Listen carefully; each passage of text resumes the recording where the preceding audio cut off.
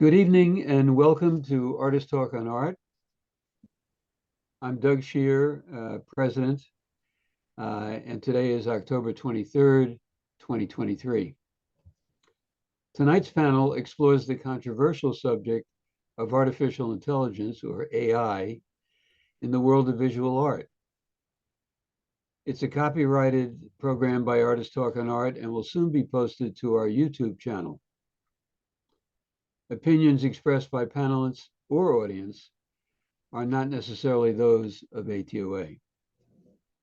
Next week's event on October 30th is an open screening, essentially a salon, and any artist interested in showing their work is invited to do so and may show up to 20 images, but should be prepared to screen share themselves, or you can show your work physically by hand. You can hold it up in front of the camera. Any visual art genre is acceptable, but we will not be playing video clips next week. The open screening is replacing the originally planned LA Metro Arts program. We're very excited about that program, but it's been pushed into the winter of 2024. 2024, by the way, is our 50th anniversary year, and we plan a number of celebrations and an auction in May, so stay tuned. Tonight's moderator is our own Miriam Deutch. Miriam is the programming director of Artist Talk on Art and also a board member. She has been an associate professor, art librarian at Brooklyn College since 1987. She holds both a master's degree of art in art history in 1992 from Brooklyn College with honors, and a Master of Library Science in 1992 from the University of Missouri, Columbia, also with honors. She has earned 2 Bachelors of Arts and Science, of Arts and of Science and Education with honors in 1974, also from the University of Missouri, Columbia. She has curated numerous art exhibitions, including the library's permanent art collection, which contains internationally recognized artists, organized many art-related panels, dialogues, and presentations. She is the co-editor with Jack Flam of Primitivism and 20th Century Art, a documentary history published in 2003, and author of Images from Columbia's Past, 1865 to 1945. And now I'm happy to turn the evening over to Miriam.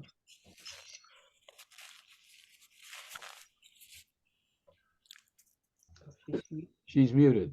Oh, I'm sorry. Okay. Thank you, Doug. And welcome, everyone. Thank you for joining us this evening.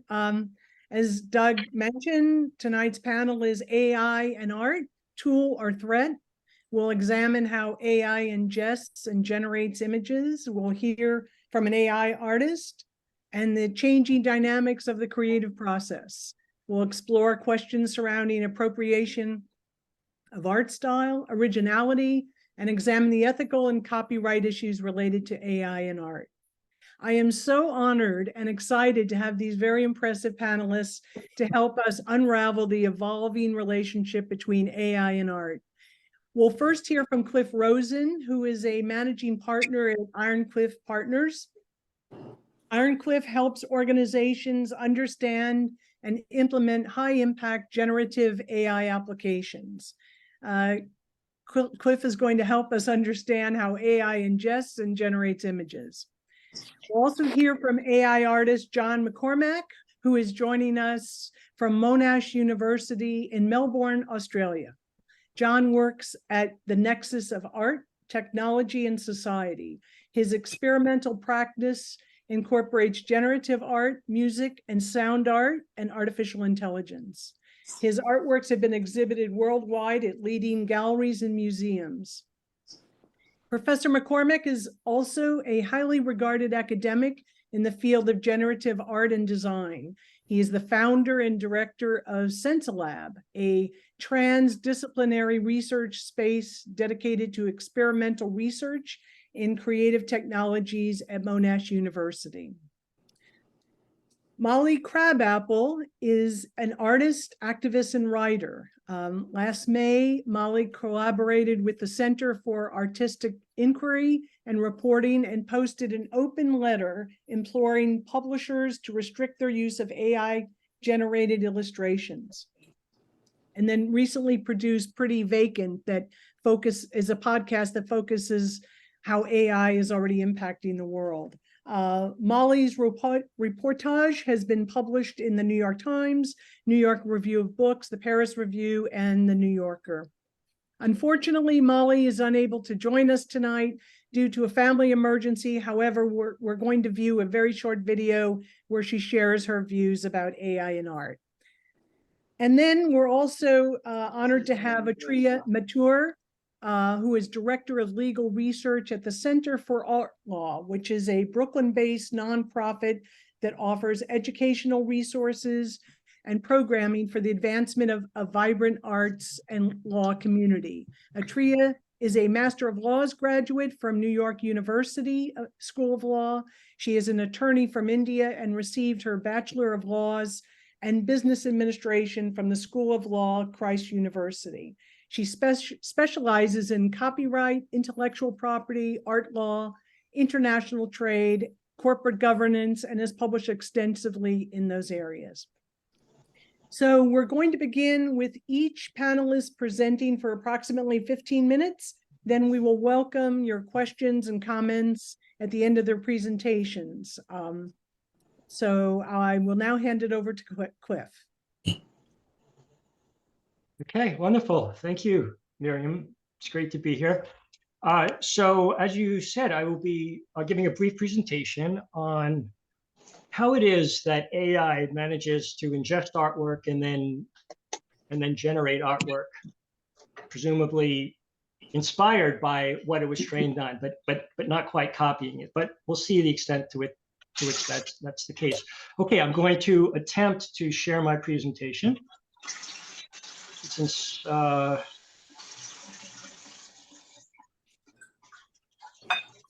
Is there any sound in your presentation, Cliff? there's no sound in my presentation, and I'm sharing now, and tell me if that came through. Yep, you're there. Okay, terrific. All right, so how does AI ingest and generate images? As I said, it's a brief presentation.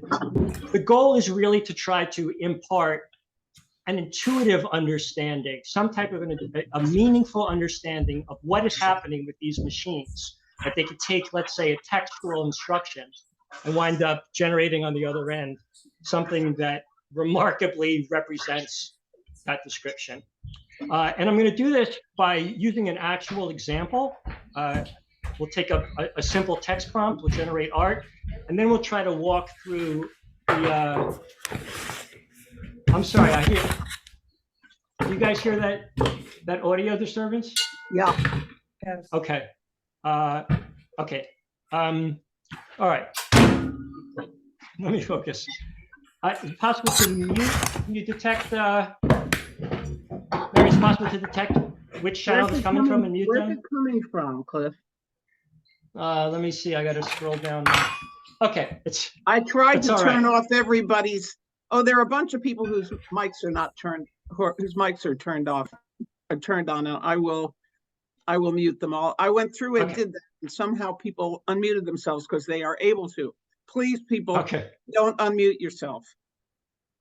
All right, I apologize. I'm easily distracted. I did not mean to.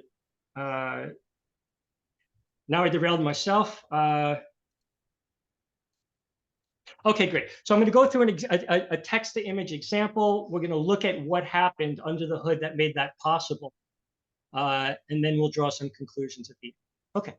So for our example, I supplied a prompt, which you can see here, a watercolor painting of a hummingbird near a hibiscus flower.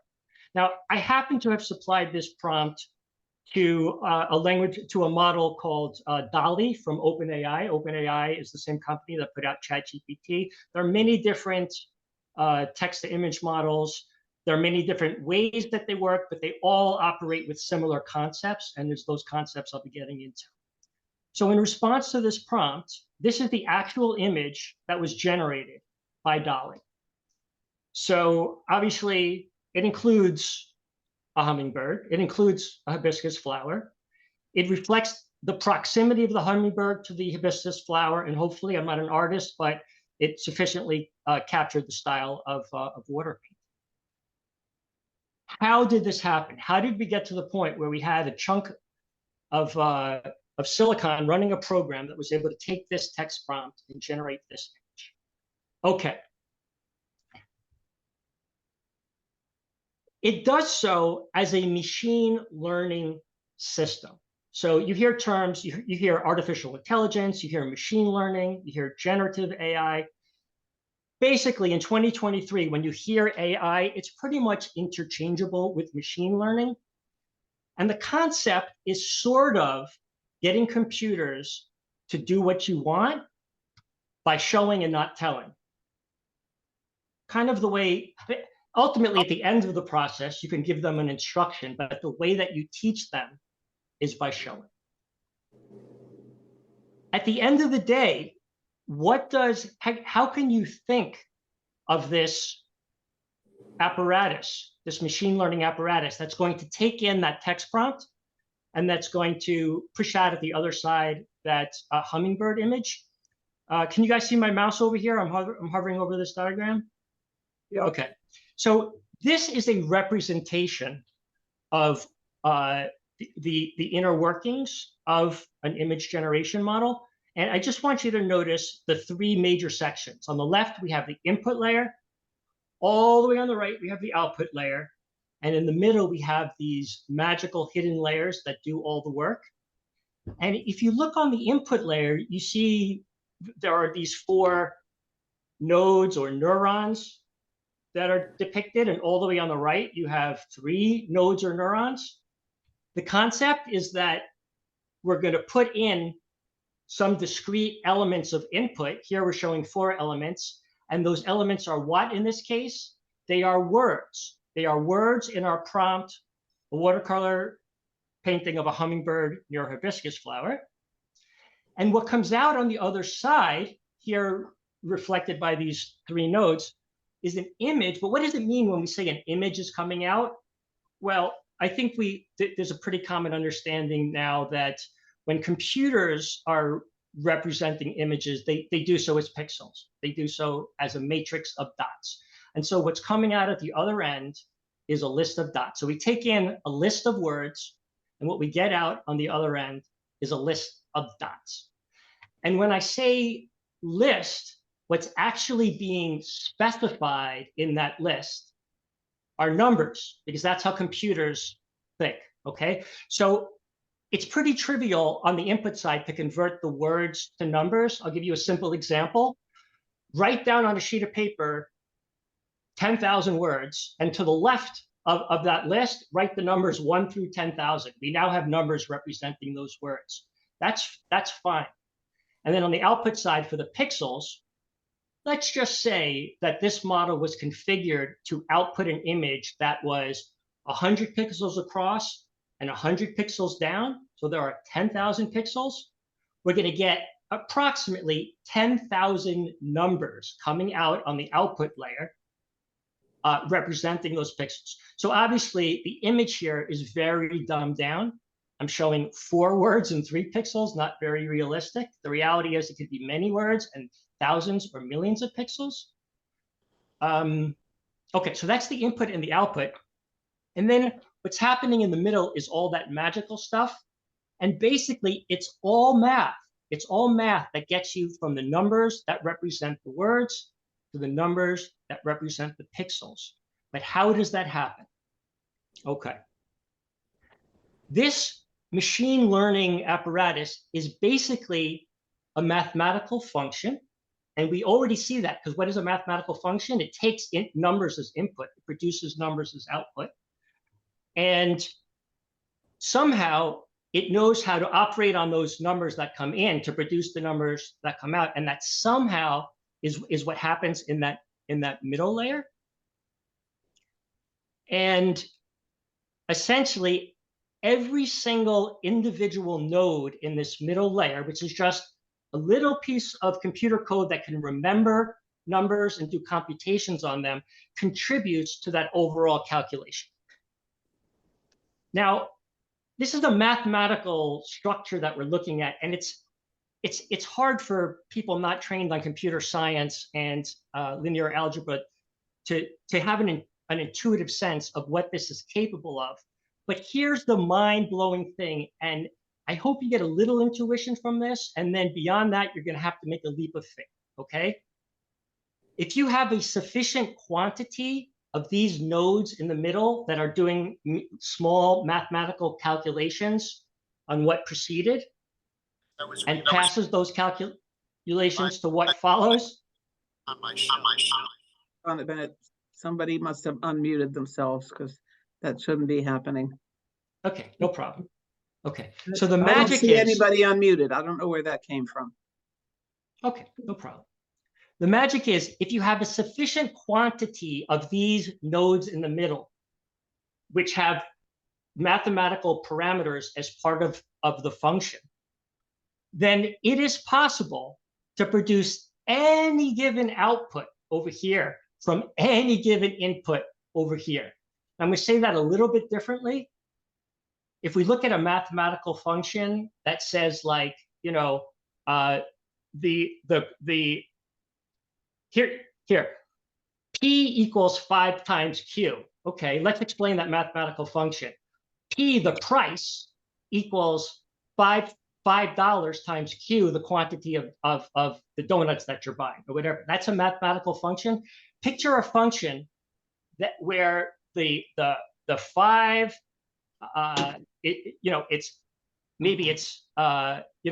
there isn't one number in the function. There aren't 5 numbers in the function. There are billions of numbers in the function. And by playing around with those numbers, you can actually arrive at a solution where you can supply numbers that represent words and get outputs that represent pixels that actually make sense. I haven't yet explained the intuition behind how you find the right set of values for those parameters, but you just have to know that there's a mathematical theorem that says it's possible. Okay, so far? Yeah, sure. So ultimately, what we're saying is that the parameters in this model, which are numbers, are going to be changed. One might get bumped up a little, one might get bumped down a little. But at the end of the day, the configuration of those numbers is significant with respect to the domain that we are interested in. In our case, the domain we're interested in is basically pairings of images and text. And what we're concerned about in those pairings are 3 things: patterns, features, and abstractions, okay? So at the end of the day, this mathematical model, you can probably, it's not such a big leap to consider that this mathematical function, as the parameters are updated, can start to reflect the patterns in the data. I didn't quite tell you how yet.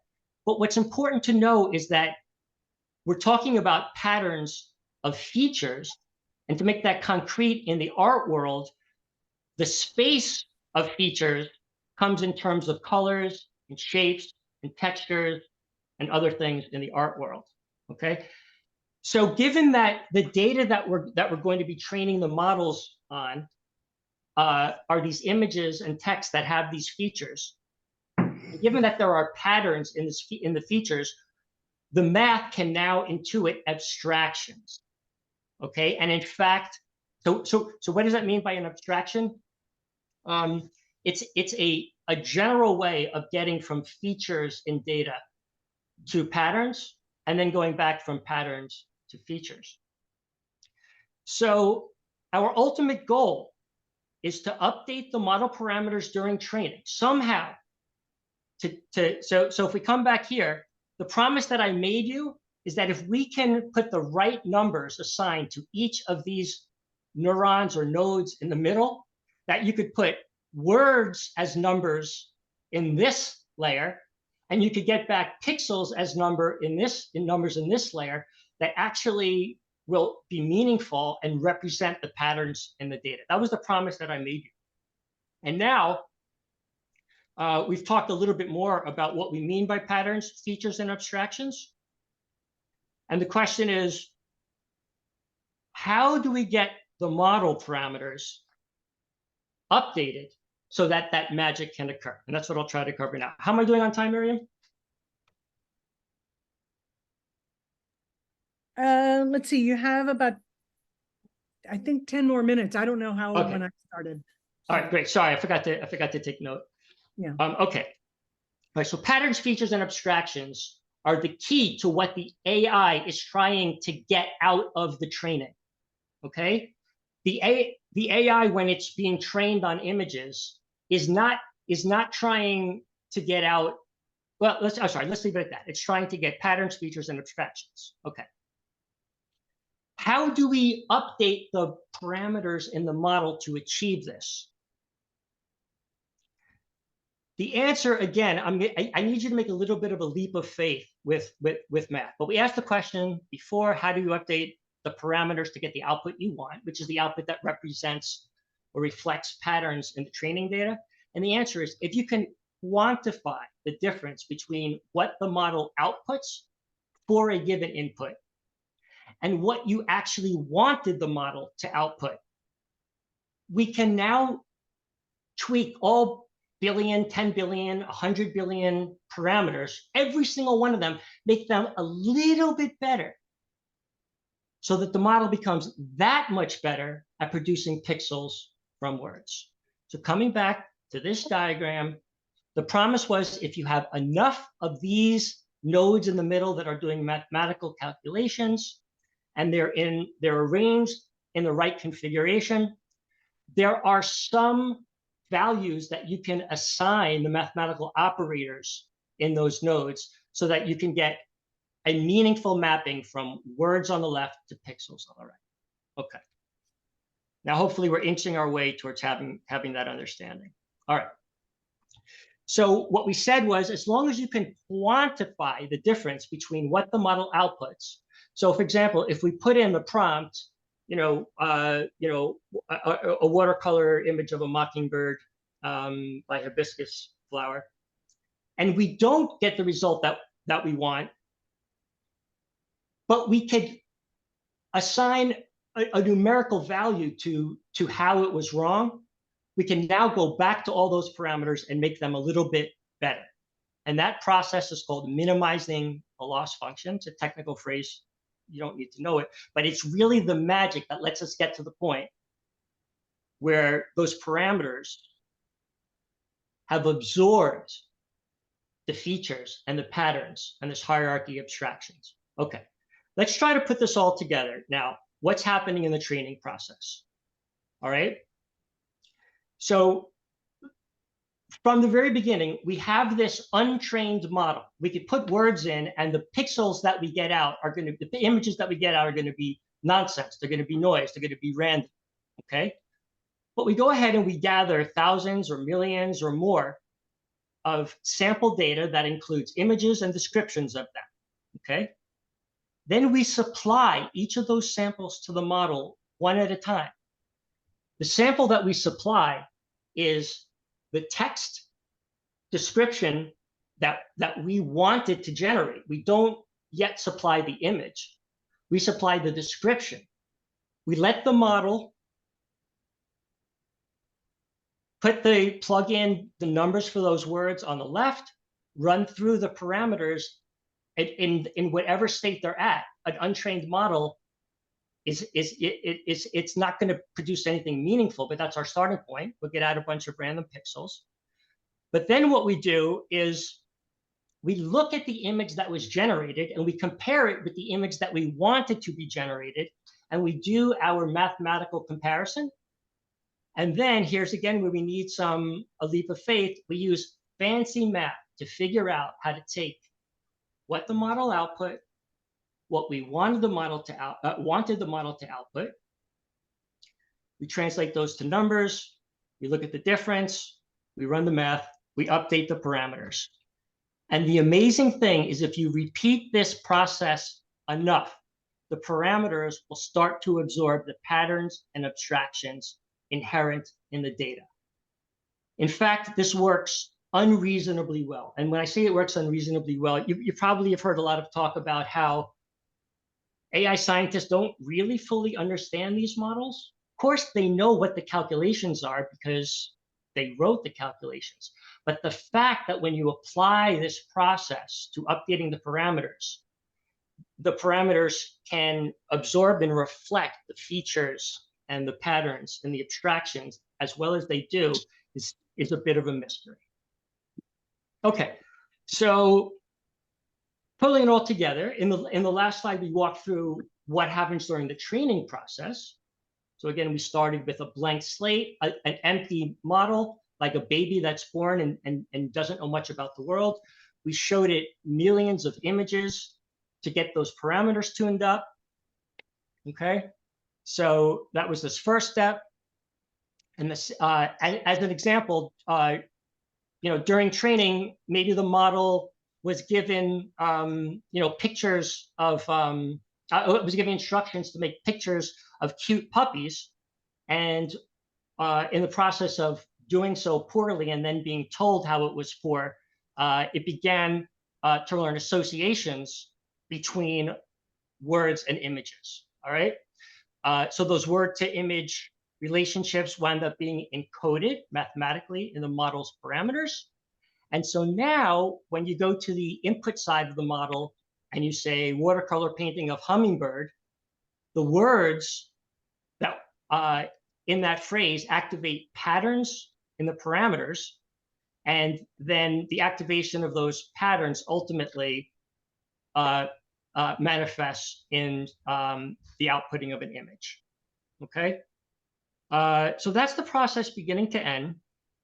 And I just have one more slide, which is to review that process and compare what happened in that process to what happens when a human takes a description of a piece of art and then tries to creatively express that. Now, to some extent, this is conjecture because we don't, of course, fully understand how human beings do what they do, although the understanding is getting better. But here's what I boiled it down to, okay? Both the humans and the models break down the descriptions into keywords and concepts, okay? They both rely on prior knowledge and experience of the world. The model's prior knowledge came through all that training data, okay? They both combine existing knowledge of visual patterns and features and styles to create new artwork.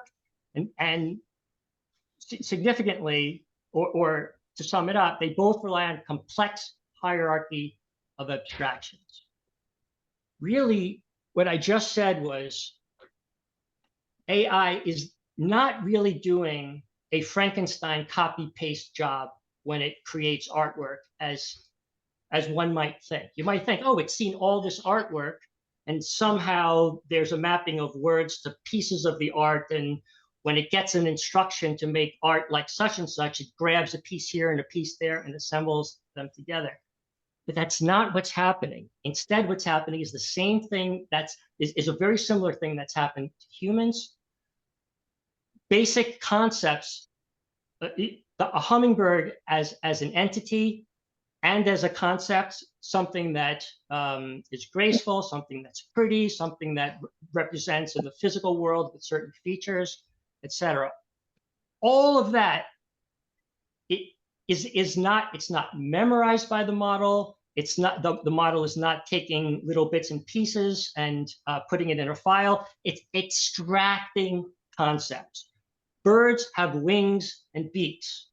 Beaks have triangular structures that are pointed. Triangular structures are comprised of lines. That's the hierarchy of abstractions. At the lowest layer, the abstraction I mentioned was a line. Above that was a triangle. Above that was a beak. And above that was a bird. Okay? what's the difference between what the AI did and what a human does? Again, notwithstanding some possible real mechanical differences that we can't yet account for. Well, what we do know pretty certainly is that a human being has a subjective inner perception. Human beings have conscious awareness. We have qualia. When we paint red, we know what red feels like. When we paint food, we know what food tastes like. We know the exhilaration of speed. We know the sadness of a broke, right? We know all these things. Somehow, that's clearly a difference. How that difference shows up on the output side, that's the big question. And I think that's what tells us, is AI a tool or a threat? That's it. Wow. Thank you, Cliff. It's a lot to absorb. I guess now we'll turn it over to John to see how he's utilized AI in his art. Thanks, Gotta Miriam. find John. Just a minute. Oh, Thanks, Cliff. That was great. Is that? Can Gotta you hear find me okay? John. Hold on, let me get rid of these spotlights and then I can maybe find you. John, where are you? Say I'm something. here. Hello. Gotcha. Okay, can everyone hear me okay? Yep. Yeah. Yeah, well, hi, everybody, and thanks, Miriam, for the invitation to talk. As you mentioned in the introduction, I work as an academic in the university, but I'm also a practicing artist, and I thought I'd just take you through some of the work that I've done and some work that I did specifically using AI recently, and what it led me to sort of think about how AI is changing the meaning of what it is to be an image maker, or to make, to be an artist even as well. So what I might do is just start by sharing my screen, and just, I'm just going to show you my website because it's probably the easiest way to talk about my work and what I've been doing. So I've been working with technology for many decades, for quite a long time before AI was so popular and so the subject of such interest that it is now. And what interested me about the computer was the ability for it to compose space and time in ways in which other media it was either impossible or very difficult to compose space and time with them. And you can think about something like cinema, photography as a way of working with space and time, but also painting, architecture, all those disciplines. But the computer was different. And one of the earliest ideas, I think, that really stuck with me was this idea of what's sort of become to be known as database amplification, which is a fancy word, but what it really means is that you can put something small into a machine and get the machine to generate something, and the quantity of the output is much larger than the quantity of what you put in. So somehow the computer is generating things that are more than what you put in.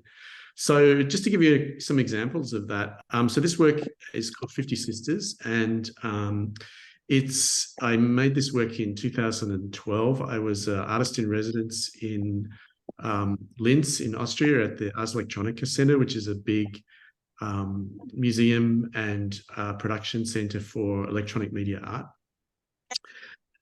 This work is made by a method where I look at plants, like traditional plants, and being an Australian, we're very, like often, many people in the US, we have an incredible amount of natural space and natural environment. And so growing up as a kid, I was always really interested in the flora and fauna that was so amazing in Australia. Anyway, I took basically it's kind of like the equivalent of the DNA of these plants at a metaphoric level. I would stress that, not at a literal level, and basically reverse engineered how these plants grow and form their shapes. And I wrote some software that basically takes these shapes or takes the generative specification for these plants and grows them automatically. So what I put into the computer is a very short set of very simple instructions. It's not written in English or text. It's just written in like a kind of mathematical code. And the computer produces these images that you can see here. So this is modeled on a very typical Australian plant called a Banksia, which is really beautiful plant that's often found in both desert regions and by the sea. But what I did with this work is, rather than using the biological primitives that plants are usually made from, so things like leaves and stamen, petals and so on, I substituted them with the logotypes or elements of logotypes from oil company logos. So this one is actually the Esso logo. I don't know if I can zoom in here, probably can't, but each little element is composed of part of the Esso logo, including the leaves and the stems and so on. Let me quickly show you a couple of others. This one is obviously made of Shell logo, 76 logo.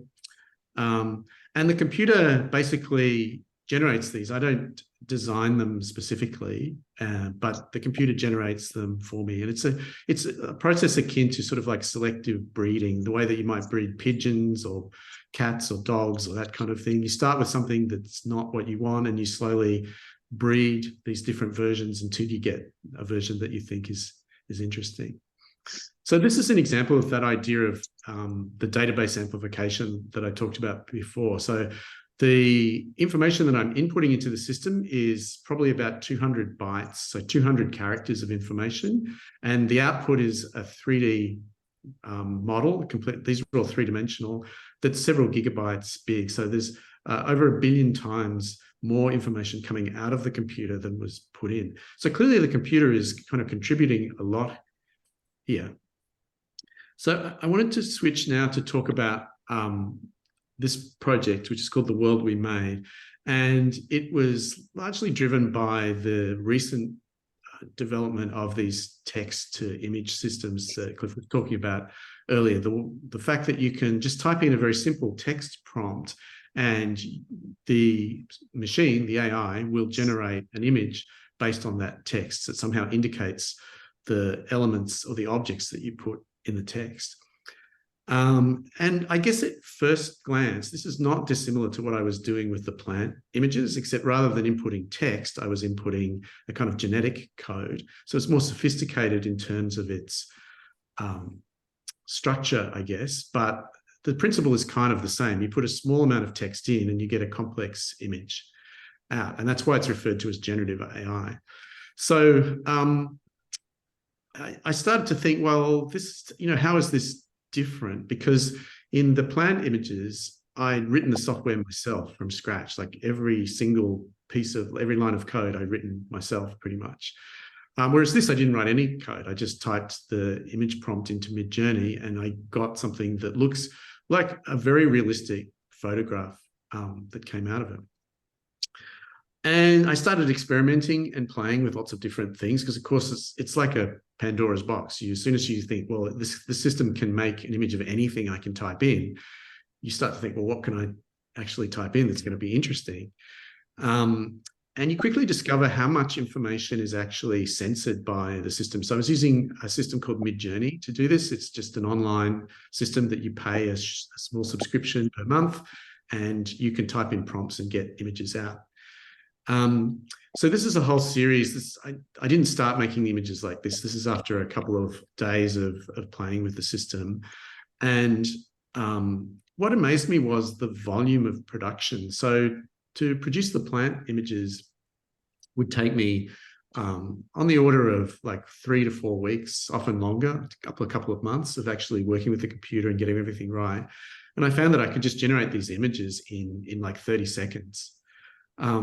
So there's incredible increase in the productivity, I guess you might call it, the rate of production.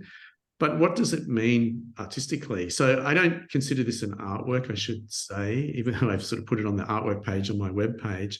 The artwork is not the images themselves. These images are superficial, generic, uninteresting, I mean, the only thing that I found interesting about them, and I'll just show you a couple of examples here, is the mistakes that the AI makes. So let me just go through a couple. So the prompts I'm using here are just very generic things like woman with child in a gallery taking a selfie. And the thing that you'll notice is that almost everyone is white, they're quite young, they're well dressed, they look kind of, middle class, I guess, which is a problem, I guess, which I'll talk about a bit more in a minute. If you look very closely at some of these, you'll notice that there are some distortions, like this person's hand is really, her thumb is like kind of 3 or 4 times bigger than a normal thumb. Part of this woman's hand is going into the baby's face. The baby's legs are reversed. The baby's nose is kind of very weird, as are the eyes and the mouth and the teeth. And this baby has 3 legs, which I think is really interesting. Also, you'll notice that the reflections aren't actually the reflections of the people in the image. And I guess in case anyone doesn't know this, none of these people really exist. They're not photos of actual people. They're things that the AI has basically learned from its training data. This is something halfway between a baby and like a fluffy toy. But what amazed me was that, whatever prompt you put in, you got a really like high quality, professional looking image out of it. If you'd asked a professional photographer to take this image for an advertising campaign or for any reason, you'd probably be willing a few years ago to pay someone quite a lot of money to do this. And you would think, yeah, these photographs are quite professional. They're a little bit surreal. They're, the staging, the composition, the lighting is all really high quality. Everything about them is something that you would feel is what a competent human artist could produce. But of course, I'm just some dude typing in text prompts to make these, and I made thousands of them over the space of a week. And I guess it really made me start to think about, well, what is the nature of an image anymore in this era where we can conjure up images of almost anything in an instant. And of course, the mistakes that I was alluding to or pointing out earlier, of course, the technology will improve, and it has improved since I made these, to the point where those kinds of mistakes will no longer exist. And so the number of images that you can create is just limited only by basically your ability to type in text prompts. But I also think that there's a whole lot of issues about this that are really concerning, and I guess it gets down to the topic of the panel today, which is about the threat of AI. So firstly, all of these, the ability for the system to create these images is based on the training data. And for all of the text-to-image systems, they largely rely on very, very large collections of images that are pulled mostly from the internet, billions and billions of images. So between 2 and 5 billion images are used to train the AI. So it sees a lot of images, many more images than any human will ever see in their lifetime. And I think that's an important thing to understand. You cannot look at 1 billion images in your lifetime, even if you were constantly on Instagram or on the internet 24/7, 7 days a week, and you lived to 150 years old, you would not see 1 billion images in your lifetime. And you certainly wouldn't be able to sort of take them in or appreciate them. Whereas a machine can do this in a period of a few weeks.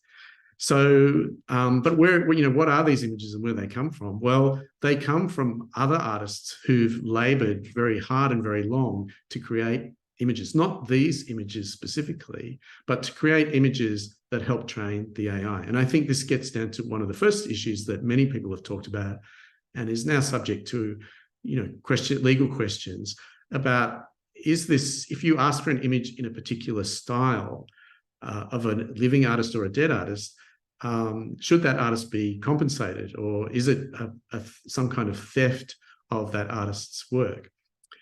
And my answer is, I think, yeah, it is. It is a theft of that artist's work, which is why so many artists whose work has been used in training sets have, tried to opt out.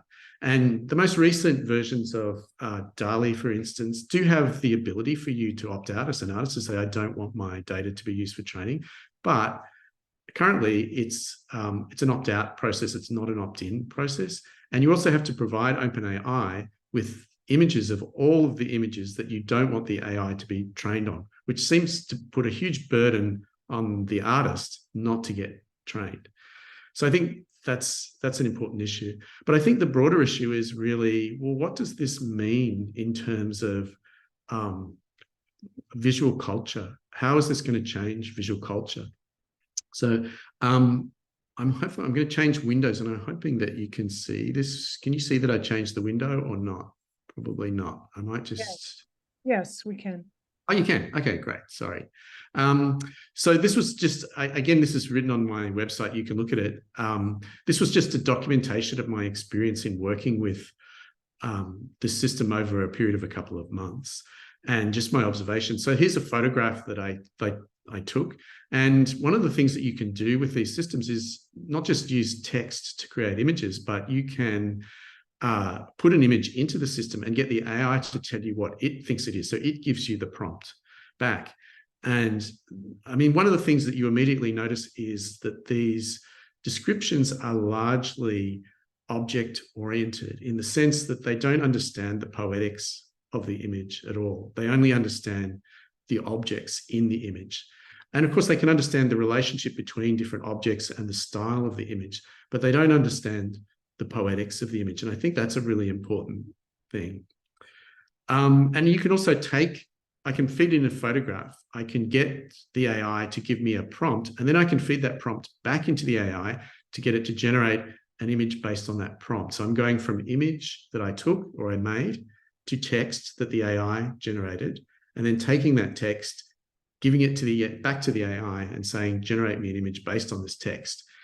And this is, this was the original image, and this is the images that the prompts generate. So they're nothing like the original image. They look more like sort of science fiction-y, sort of, they have this kind of definite look. It's pretty easy to tell Midjourney images, I think.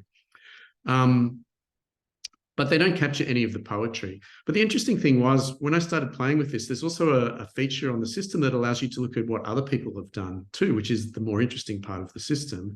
And you can see people who've used similar prompts and what pictures they've made. And after a while, I thought I was coming up with all these original images that nobody else could think of. And immediately when I started looking at what other people have done, I found severe disappointment in that hundreds of other people had come up with the same ideas. So all of these sort of fantasy-like images that were just made by slightly changing the original prompt. I was thinking, wow, this is amazing. If I'd had to actually make these using my old system, it would have taken me months to do, and I can do this in like 15 seconds.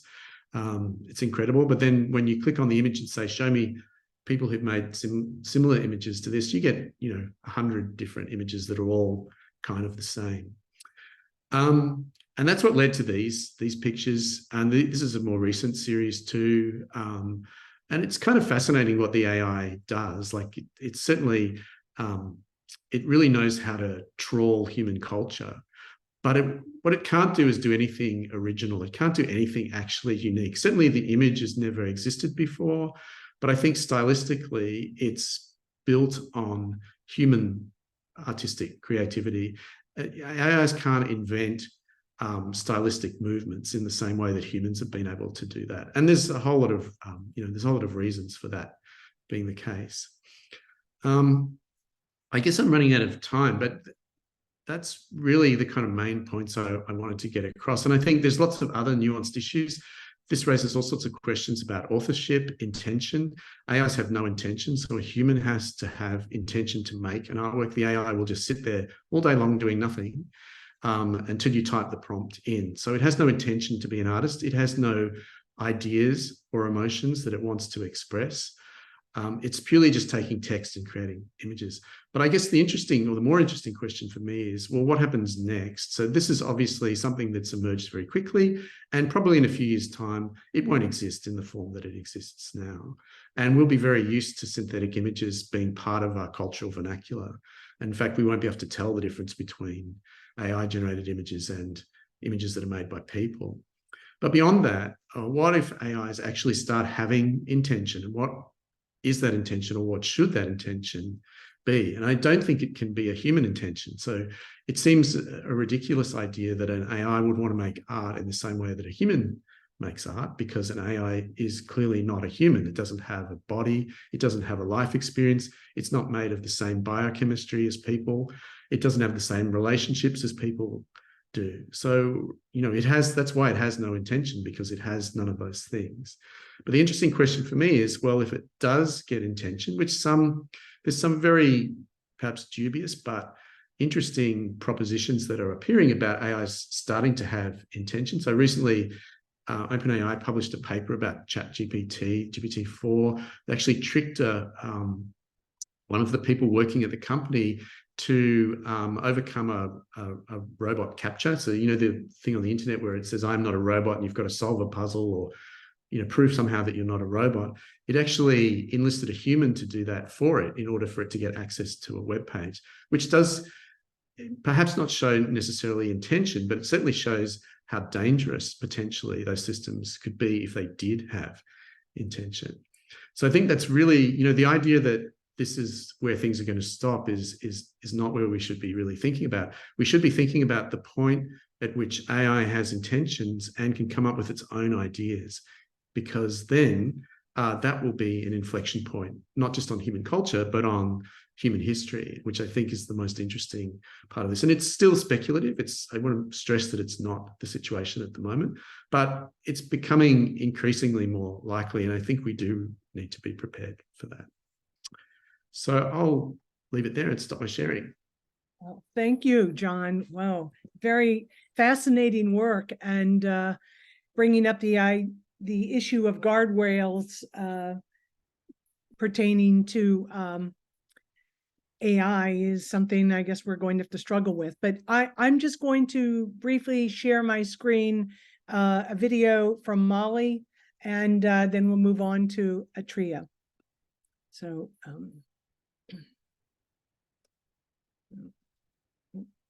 let me just.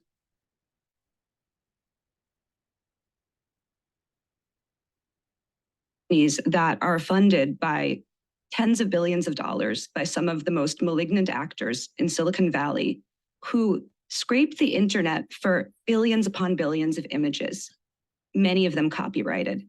These aren't just illustrations or professional photographs. These are private medical images. These are pictures of your kid. Then they took these images, they used them without the consent, without compensation, without even telling the creators. They use these images to train their generators.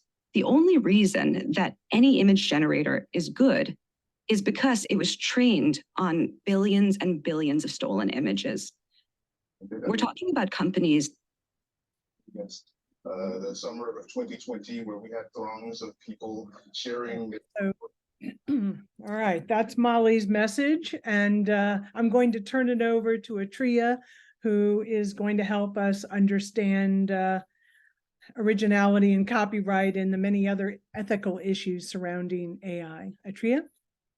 Thank you so much. And hello, everybody. I'm Atreya. I work as the Director of Legal Research at the Center for Art Law, and I'm really excited to be here. Thank you so much once again, Miriam, for inviting me, and it's been so lovely to listen to the other panelists speak. I think it also sets a really good base for what I'm about to share very soon as well. Hopefully you're able to see the screen all right. And all of the images that you see, I have used DALL-E to create them. This was a little mix on prompts consisting of art, law, balance, justice, and robots painting. So I'm an attorney, not an artist, so I can't say that these are great works, but a little bit about today. The presentation, all of the information that I'll be providing and discussing, it's educational. It doesn't amount to any legal opinion or legal advice. As I mentioned, I have tried to dabble with creating art. I can't say I've been very successful. Everything seems to look a little bit similar, but I guess that's the reason I kind of moved into law and not the arts. But what I can say with a little more certainty is that it does seem like AI art is here to stay. And the success of so many different platforms and models like Midjourney, DALL-E, it's been so much that OpenAI and other companies are able to commercialize on artificial intelligence now and different types of image generation platforms. So for DALL-E, as an example, you have a limit of certain credits that you can use for a month, and after which you have to purchase more credits so you can make more prompts to generate art. But once this AI piece has been created, what's stopping someone from claiming it as their own work? What's stopping them from commercializing it, from selling it, from preventing others to use it? Who owns that AI generated output? Is it the platform? Is it the company? Is it OpenAI? Is it the person who inputs the prompts? Or is it nobody's at all? So on top of existentially threatening the concept of artists and creatives, the problem with AI generated art is that it raises a ton of new legal issues. And copyright is one such concern which has been rising very, very quickly. So as a very brief, copyright, it's a form of intellectual property and it's protected under federal law. So owning a copyright over something, it gives the owner of that work the exclusive right to do anything with it. So you can reproduce it, you can republish it, you can create derivatives of it. And under copyright law, the artist, the creator who makes that work using any traditional medium, whether it's paint, pencils, paper, they're considered as the authors of the work, and they generally hold copyright over that work by default. But the fundamental question before addressing AI created art is whether copyright can ever belong to anyone other than a human being. So it becomes a little more important to understand what copyright is and what the difference between authorship and ownership is. So as I mentioned, copyright, it's a bundle of certain rights that's granted to the creator of the work. So if I write a poem right now, no matter how terrible it is, without even having to register it, I have copyright over my work. It's my intellectual creation, I own it, and I'm the human author of it. So it's a set of exclusive rights that the owner can exercise of it. Now, I might have more benefits and advantages if I do register it, but immediately upon creation of a work, I have copyright over it. So I can make a copy of it, I can translate it, I can modify it, and I'm the one who has the rights to it. If I publish a paper, and if I work with somebody on it, and they've contributed so significantly to it that it's completely intertwined, then they are also the author of it, and they have a claim for co-authors. So together we have joint authorship and ownership over the work since we collaborated on it as two humans. So the reason why I keep stressing upon humans is because as of now, through different court decisions, cases, copyright can only belong to a legal entity and a human author. So artificial intelligence, it doesn't have a right to own copyright since it's not a legal entity. That's one thing. And if you collaborate with artificial intelligence, or if you think that maybe AI can have a co-authorship claim, that is going to be extremely in the distant future, because even if a human generates a work with artificial intelligence, humans are not able to get that work copyrighted as well, since it has been generated with AI and no author exists for that work. To give you a very simple example, and something that a lot of you are probably familiar with, is in the US, through the Copyright Office, we had the Zarya of the Dawn registration letter. So Zarya of the Dawn, it's a graphic novel. It was created by an artist. It's a comic, and the artist wrote the writings, the script, and then used artificial intelligence to generate the images, which she then slightly photoshopped to make sure that it fit the requirements for the novel. And initially, the Copyright Office granted copyright registration for the entirety of the novel, but they later rescinded the protection of the images that were used. So since it included AI-generated images and copyright protection can only belong to a human author, there was no copyright protection that was granted through the images, even though there were edits that were made by the artist through Photoshop. Copyright was only granted to the author, the human author, for the selection and arrangement of the text and the images together. So you can see at this stage, we can forget about co-authorship claims with artificial intelligence. The office is hesitant to grant any sort of authorship or registration to works that are created with artificial intelligence. So what is happening right now? What are companies and AI software companies doing? The creators of AI, instead, what they're doing is that they're contracting away the interests and rights of these AI-generated images to the users, the people who are entering those text prompts. And along with that, they're very nicely contracting away liability as well. So it becomes important for artists, of course, and just general public who's testing out the software to know what you're agreeing to when you use any of these AI platforms. Through the terms of agreement on these websites, you can see that the interests are with the human users who input the text prompts, which means that they have the right to use the images and they're not going to be sued by the software company, since the software company is, they're the ones who have explicitly granted that right to the person who's inputting the text prompt to use the images. And this is not just the right to create, but it's also the right to commercialize on these images. Merchandising. I can create an image, I can print it on canvas on a tote bag, and I can sell it. And with the relationship that I have with that software, I am technically allowed to, because the contract that I've agreed to on the website allows me to do exactly that. So I could produce a version of Klimt's The Kiss, and I can sell it and I can earn from it. However, there are other concerns, such as taking or stealing another artist's work to train the AI to produce the images, or if an AI generated image is so similar to the work of another artist, then the person who is inputting that text prompt, who's using the tool, and if they commercialized it, because of the terms of use of what I've agreed to, I have the rights and interests to it. I own that work. And it's very different from copyright authorship. It's because while authorship and copyright is not discussed anywhere in the terms of use, it's only the ownership which is granted to me.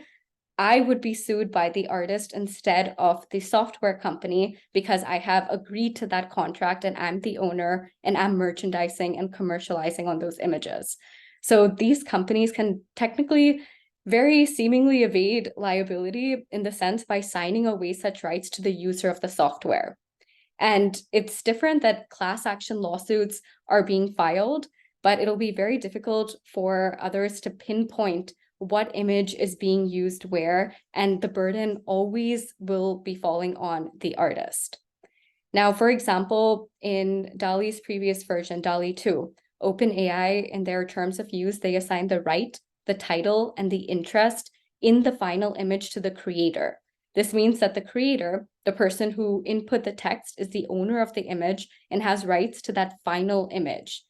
And this is regardless of whether there is copyright or not.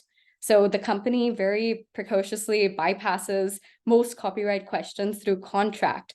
And then they're very carefully and cleverly worded terms of use. It makes evasive references to intellectual property so that it can't really be pinpointed, and its rights or interests that are transferred to the human author. Now, to explain a little bit more of this, you once again may be familiar with this case, but it's a case of Naruto. And David Slater, who was a British wildlife photographer, he had set up a camera and he left the camera unattended. So a very handsome monkey, Naruto, had clicked a button and he took striking selfies of his very photogenic side. And then following this, the photographer, Slater, he published a book that featured the selfie along with a bunch of other images that Naruto had taken. So in response to this, PETA, the People for Ethical Treatment of Animals, they filed a complaint against him and the publisher, and they represented Naruto, saying that Naruto is the one who should have copyright over this, and Naruto should have all of the benefits that arise from general authorship because Naruto is the author in this case. But the Copyright Office said that they would refuse to register a claim that was not created by a human. They said that they would also exclude any works that were produced by a machine, and importantly, any mechanical process that operated randomly or without creative input or human intervention by a human author. So that gives us a little more guidance on what is necessary for copyright to subsist, but it's left to the office and to courts to decide what is enough creative input. Is it just inputting a text prompt? Is that going to satisfy the creativity criteria? But the Copyright Office is now, I think it's also important to note that we are yet to hear a lot of cases. All of the lawsuits have been filed, the class action suits have been filed, but we're waiting to hear how these cases are going to be decided to get precedence.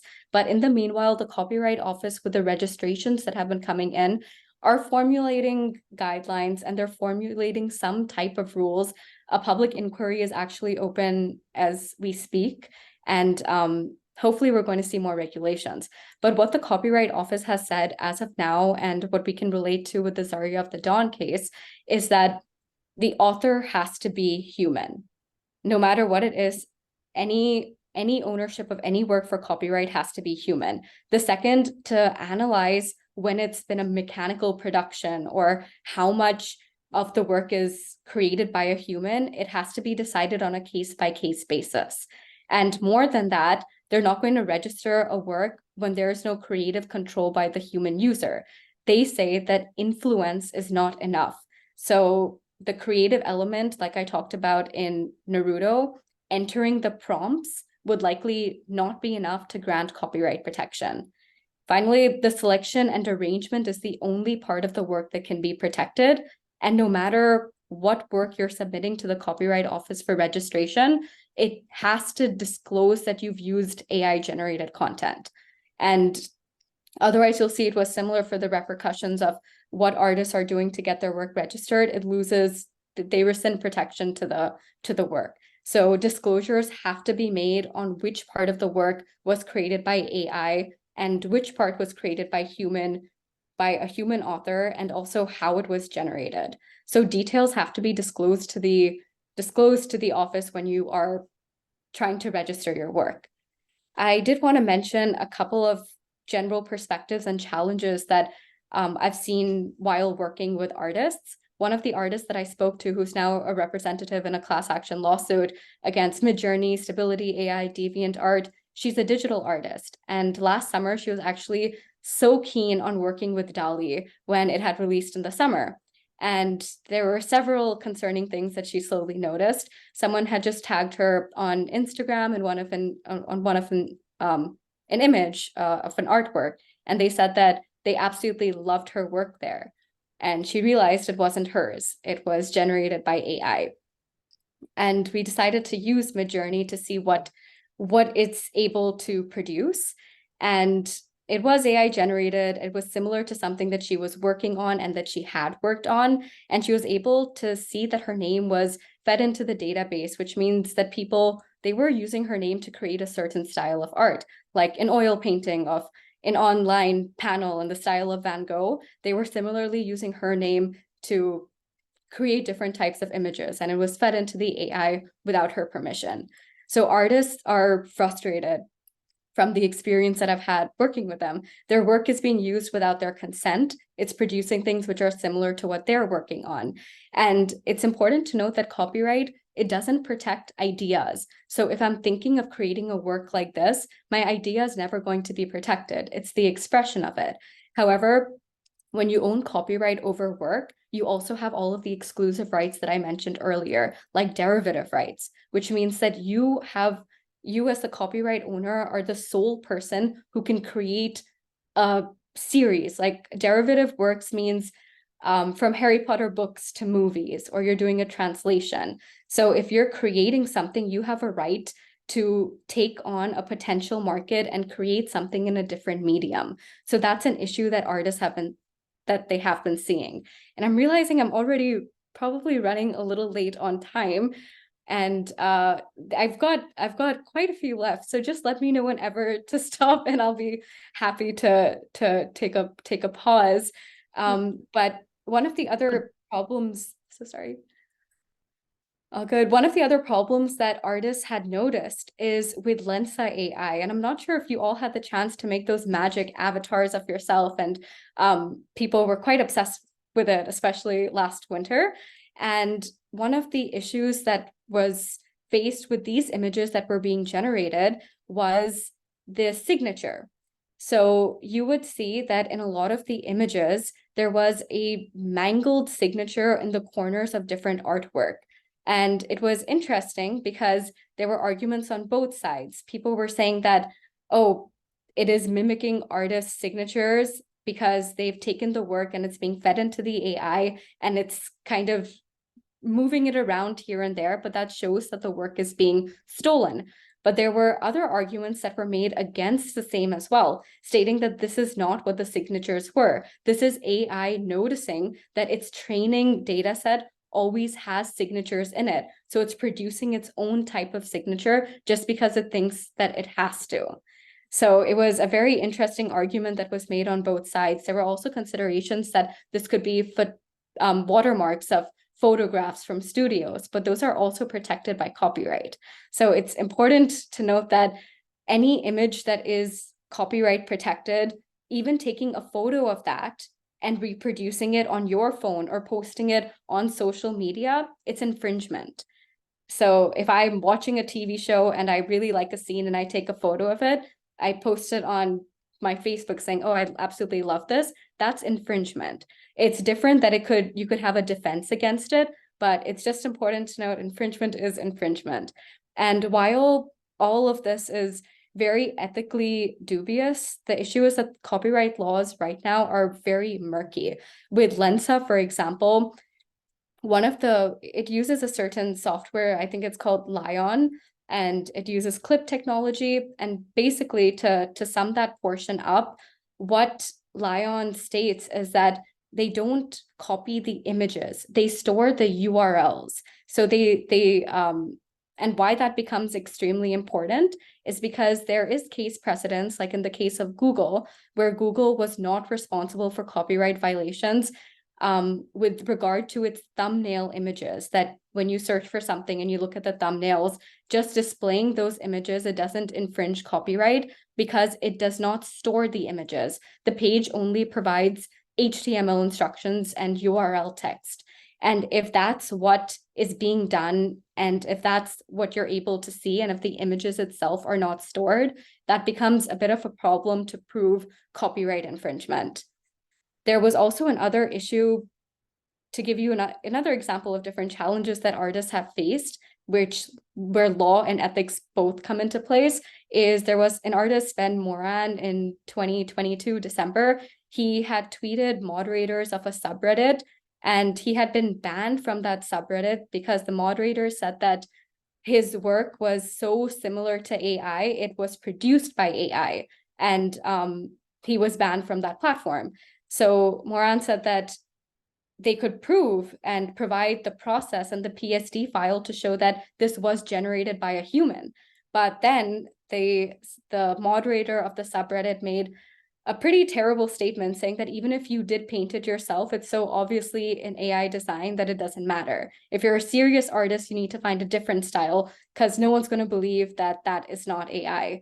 So obviously, Moran was extremely upset with this, and it just becomes once again an interesting thought that if AI is turning out artwork at a fraction of the time and cost, and websites like Reddit with good intention, they were trying to ban AI generated art on their websites to protect artists, but who was able to differentiate which work is AI generated and which isn't? Now there are softwares coming out which help with watermarks and digital signatures, so you're able to see, but once again, the burden tends to fall on the artist. From an attorney's perspective, I think to sum up a couple of the things that I've talked about, in general, copyrighted grants the holder of the rights, the exclusive rights to those materials, to make copies of the work, to prepare derivatives of the work, to distribute those works. So artificial intelligence and machine learning, it's most likely to implicate two particular rights. The first is the right to copy the work, to reproduce the work. And then the second is the right to create derivative works. Since creating or using a data set, it often involves making some copy of the copyrighted material, it would implicate that first right that I talked about, the right to create copies and reproductions of the work. And I keep mentioning this because a lot of times people think that, oh, if I just take an image, I'm not really using it, that's not infringement. Or if I give credit to the artist over here, and if I provide citations, that doesn't amount to infringement. But those are all cases of infringing one of the exclusive rights of copyright, which is the right to create and reproduce copies. I won't really go into a couple of other things. Trademarks, you'll see that a lot of the softwares that are being used, they circumvent trademarks. They've been trained not to reproduce the names of brands, logos. I had generated these images by just searching for Gucci, and this is what DALL-E had produced. So it was interesting because it really was it was art in its own sense, that this is what their take on Gucci is. But you'll see that they don't usually produce logos and they don't use the names, because trademark law is it's a whole other field, which I won't go too deeply into. There are, of course, other concerns that arise with AI generated work. You have deep fakes, there's art theft, there's copyright infringement. There are a lot of privacy issues. For example, once again, with Lensa AI, you had to upload your own images into the platform. And for a lot of Midjourney, you have an opportunity to upload other photos. How long is the platform going to keep your photos? For what purpose can they keep your photos? So these are all different issues that are slowly coming into play. And right now, for a lot of the bigger issues like privacy, for child pornography laws, there is liability of the software company that comes into play. But for copyright, for intellectual property, it can be a little different. What are companies, what are governments doing? What is the way forward? I would say that this is truly the beginning of it all. We're yet to see so much happen, both in terms of AI, in terms of legal regulations. And the issue with artificial intelligence right now is that, as I mentioned before, there's not much legal precedence yet. And no doubt in time, these cases are going to be decided. But what's concerning is that AI is being developed so rapidly and so quickly before these judgments can actually be delivered. So there are no laws that strictly lay down any standards for ownership of work or liability and accountability for actions, but we do have regulations, at least from the Copyright Office. We have the Statement of Policy, which clearly says that if AI has been used, it needs to be disclosed. Any AI-generated work is not going to be granted copyright protection, even if it's a collaborative work or if AI has taken a significant contribution in it. And if it can't be separated, that work is not going to receive protection unless there's enough human intervention and creativity, which is something that is still being looked into. You do have terms, conditions, and privacy policies, which then becomes a bit of a push on technology companies and the companies that are producing this AI software. And it's interesting because you can contract away so many rights and liabilities and interests, and you are seeing that they are making changes. In the previous presentation, as mentioned, DALL-E 3 now has an opt-out procedure. You can no longer input text prompts which replicate or mimic the work of a living artist.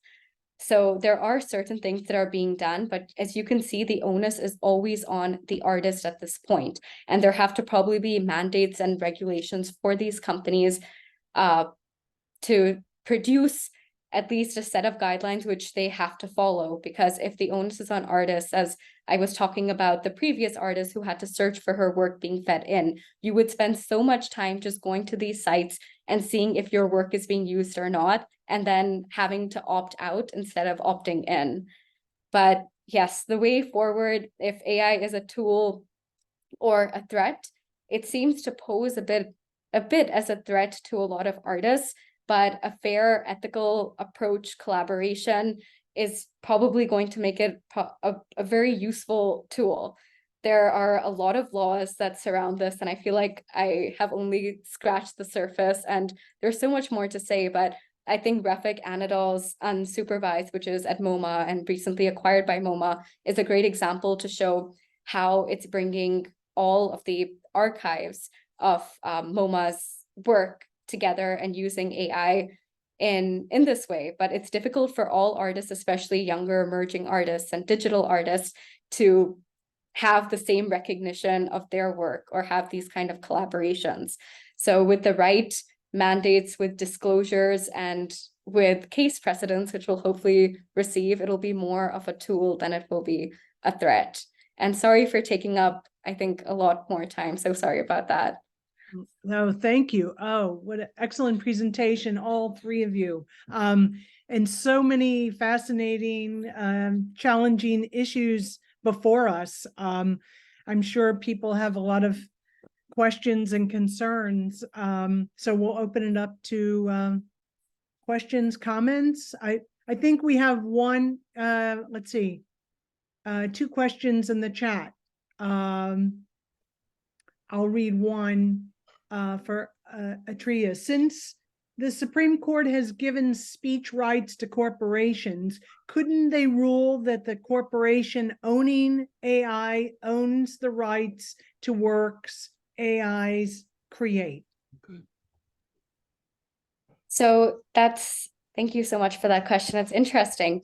I feel like it might be a good approach to also see what the intention behind owning these works would be. Now, for example, if you take a look at all of the different people involved in the process, you have the artist, you have the person who's inputting the text prompt, and you have the artificial intelligence. I think one of the partners, or one of the factors in this that we could exclude from potentially owning the AI, would probably be the companies. The companies may not really benefit from co-owning or owning the inputs at all. What would they potentially gain from it? It could lead to a lot of more legal issues, lawsuits. Co-authorship would also likely be between the human and the AI rather than the company.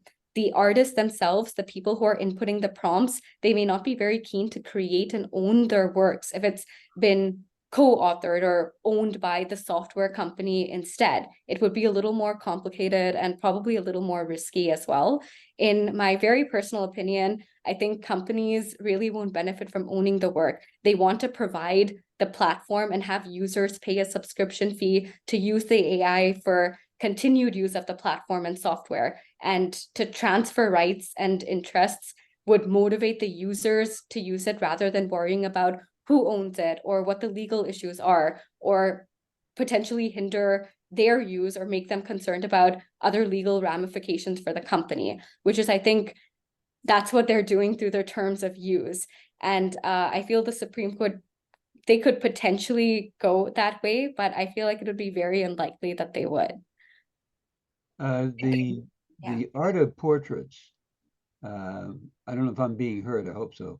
The art of portraits, and maybe the Warhol case with the Purple Rain photograph of Prince, it touches on this a little bit. So we're gathering in the society, we're gathering so many images, facial images, because of security purposes, among other things. But also there are so many artists who are painting portraits, even to this day. It's a very broadly utilized motif. Isn't it possible that ultimately huge corporations might actually take ownership of people's images, of people's faces, to use as they wish, because somehow they would finagle the copyright? Yeah, thank you so much. I feel like there are a couple of other factors that also come into play, which is likely going to be data privacy laws and what they can do with the images, how long the images are stored. And if these are being fed into AI systems and softwares, and if it includes portraits and images like this, something which the Warhol case also brought about was how transformative the work can be. So that is, I think, a separate issue in itself. But if you are talking about just the use of people's images and their faces, the companies would be liable for anything with regard to data privacy. So I feel that that might be a little different from copyright and intellectual property protection. But if it's data privacy, and I think a couple of other laws like as I mentioned, any child-related laws, child pornography laws, if children's images are being fed, it would be liability of the software company. And there are certain regulations and policies that they have to meet to make sure that that data is protected and it can't be shared or stored or used in any other way. But for copyright, however, it would be a little more difficult for them to do that through copyright. Right. Let me just mention we have maybe 3 more minutes for comments or questions. And I'm so sorry, I also saw a question regarding screenshots of the presentation. So I just wanted to quickly say that if there are screenshots of PowerPoint presentations, uploading it anywhere is usually infringement, but I think with ATOA, with permission, it would likely be fair use for educational content. I have a question for all three of the panelists. What do you see as the guardrails that we need to start addressing regarding AI? From all three of your perspectives, maybe begin with Cliff and John and then Atreya. Sure, guardrails from a safety perspective. I guess you could say maybe protecting artists' works. I mean, I guess there are so many issues related to guardrails, but I guess we could address protecting artists. Oh, how do you define artists now? So we could, that's a whole a rabbit hole. Yeah, I mean, there's a fundamental challenge that I see given how it is that the artwork is generated, which is attribution. I mean, attribution, apart from all the logistic issues that would exist, you know, even if there were. Uh-oh. You're muted. Sorry. Yeah. So a given piece of artwork from an artist or even a whole body of their work, when input to a training model, again, what's it doing? It's really educating that model the same way an art student would be educated about their artwork if they studied it. So, you know, if I like Kandinsky and, you know, I take in his work deeply and study it and incorporate elements of his style in my work, you know, at what point do you cry foul for that? Because I think that's very relevant. Atreya, you might have some clarification on that. I've actually always wondered that, but I feel like that's a critical piece. Yeah, and John too, I'd like to hear what you think are the important guardrails we should start thinking about and hope that our politicians are also thinking about it. Yeah, well, I think, you know, the obvious one is the protection of artists' work. And I think, as has been mentioned, opting in to being trained rather than opting out is an obvious one. And that would put the onus on the AI companies to, you know, to actually do the work rather than making artists contact each company. Every company that wants to use your data for training, you have to contact them to opt out. Seems putting an unreasonable burden on artists. But I think the broader picture is really a societal question about what, you know, is this the kind of future that we want, where everyone's work can be instantly reproduced by just typing in that person's name and a couple of other things? And, you know, is this, like, think about all of the intellectual effort that's gone into making these systems. Is it a good use of that intellectual effort? I mean, it's an easy use for many people, and it's a great way for companies like, you know, Midjourney and OpenAI to make money.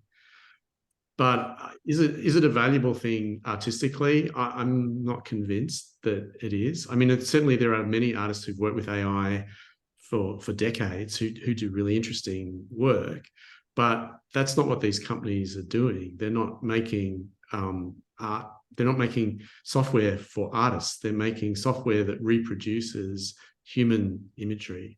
And there's a fundamental difference in that, I think. I have to use my president's prerogative here to say how much I would like to thank our moderator, Miriam Deutch, and our excellent panelists, Cliff, John, Atreya, and also the clip from Molly for making for a very lively discussion of a very broad subject that we've only begun to scratch. I'd like to also thank Judith Kerman for stepping in to help us with technical hosting. members of our programming committee and assistants to Miriam in programming, to our board, and of course, to all of you who attended tonight. Tell your friends, it'll be on YouTube. There's one raised hand, Doug. Olga. Make it Olga? very, very brief, Helen. Hmm. You're muted, you're muted. I want to turn on video because it could shut my computer. Okay, so my question is, there is one more ethical problem that was not addressed at all. How much energy these used when you see when you produce these images, and how much energy was used for machine learning. So when artist using this tool, it's also this problem. With every click, we affect our environment. Here, it's much more. It was not addressed, but I understand that that's the most important question for artists, for us, it's copyright problem. But still, it's another ethical problem, how much energy it's used. That's a great question, but it's one for another night. And we've touched on quite a few environmental subjects, and that's what this is, the one you brought up. Anyway, I want to again thank our panel. Thank you all for attending tonight. We look forward to seeing you in the future. And good night. Thank you so much Thank to you. the panelists, Thank and thank you you. for everyone that came and joined us. Good evening. Thank Good night, you. everyone. Thank you so much. Thank you. This was great. Thank you so much. Bye. Cliff, how can I get a hold of you? Is he gone? He's gone. All right.